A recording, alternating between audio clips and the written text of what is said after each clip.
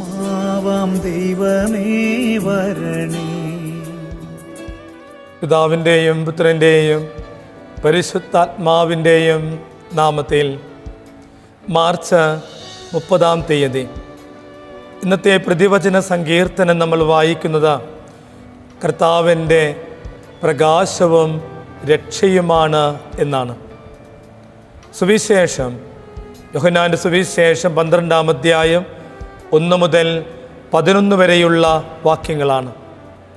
ബഥാനിയായിലെ തൈലഭിഷേകമാണ് നമ്മളിവിടെ കാണുന്നത്. നമ്മുടെയൊക്കെ പ്രവർത്തനങ്ങളിൽ യേശു സംതൃപ്തനാണോ? ഈ ഒരു ചോദ്യം മനസ്സിൽ സൂക്ഷിക്കണേ.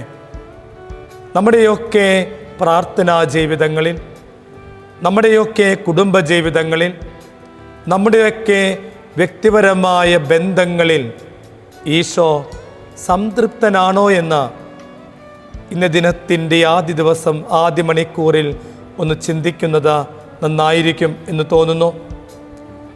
വളരെ പ്രസക്തമായൊരു ചോദ്യമായിട്ട് ഇത് തോന്നുന്നുണ്ട്.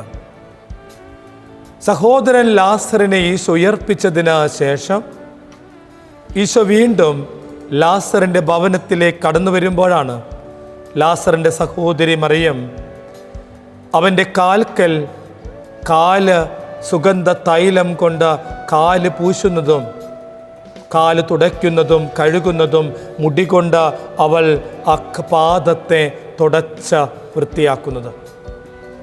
യൂദാസദിന 300 ദിനാറയ്ക്കുള്ള സുഗന്ധ തൈലമാണ് അവൾ പാഴാക്കിക്കളഞ്ഞതെന്ന് സുവിശേഷത്തിൽ പറയുന്നുണ്ട്.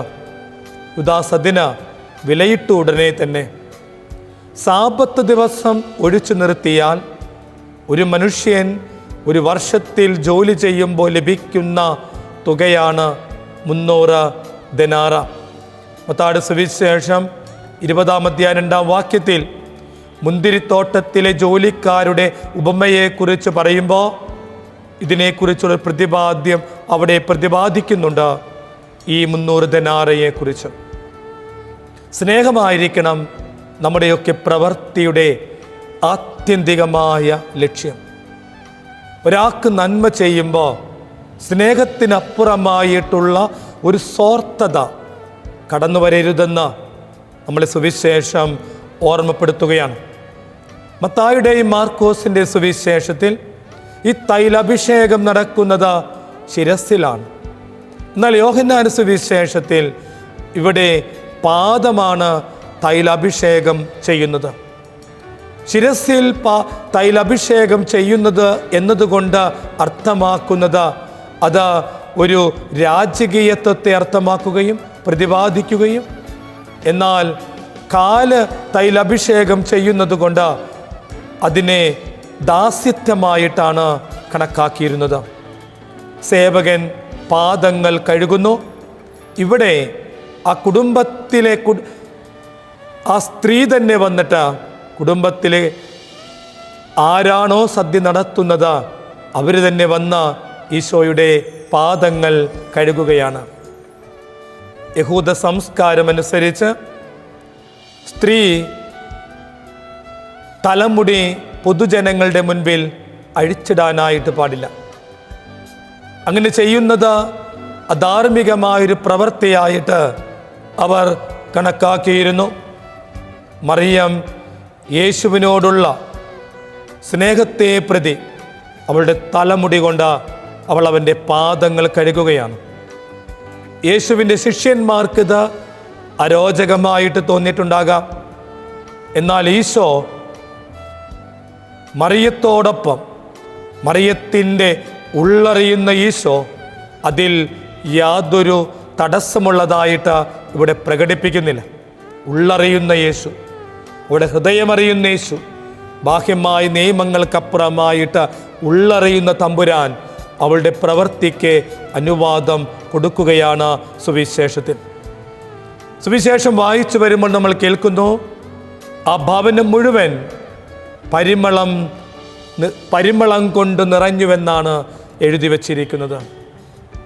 നമ്മുടെയൊക്കെ വ്യക്തിപരമായ ജീവിതങ്ങൾ, നമ്മുടെയൊക്കെ കുടുംബങ്ങൾ നിറയേണ്ട പരിമളം എന്താണ്? ഈ ഒരു നൊയമ്പ് കാലഘട്ടത്തിലൂടെയൊക്കെ നമ്മളിങ്ങനെ കടന്നു പോകുമ്പോൾ, ഏകദേശം ഇനി ഒരാഴ്ച മാത്രം അവശേഷിക്കുമ്പോൾ, നമ്മുടെയൊക്കെ ജീവിതത്തിൽ പരിമളം പരത്തുവാൻ തടസ്സം നിൽക്കുന്ന മേഖല ഇനിയെങ്കിലും ഒന്ന് കണ്ടെത്തണ്ടേ? വിശുദ്ധ സുവിശേഷത്തിൻ്റെ അടിസ്ഥാനത്തിൽ, വിശുദ്ധ ബൈബിളിൻ്റെ അടിസ്ഥാനത്തിൽ പൗലോസ് അപ്പോസ്തലൻ ഗലാത്യർക്ക് എഴുതിയ ലേഖനത്തിൽ 5-ാം അധ്യായം 22-ാം വാക്യത്തിൽ പറയുന്നു, ആത്മാവിൻ്റെ ഫലങ്ങളായ സ്നേഹം, സന്തോഷം, സമാധാനം, ക്ഷമ, നന്മ, വിശ്വസ്തത എന്നിവയാകുന്ന പരിമളം കൊണ്ട് ഒരു ദൈവ പൈതലിൻ്റെ ജീവിതവും കുടുംബവും നിറയണമെന്നാണ്. ഇന്നേ ദിവസം ഒരു സുവിശേഷ ഭാഗം നമ്മൾ ധ്യാനിക്കുമ്പോൾ നമ്മുടെയൊക്കെ ജീവിതങ്ങൾ ദൈവത്തിൻ്റെ വചനത്താൽ നിറയണമേ എന്ന് പ്രാർത്ഥിക്കാം. God bless you. ആമേൻ.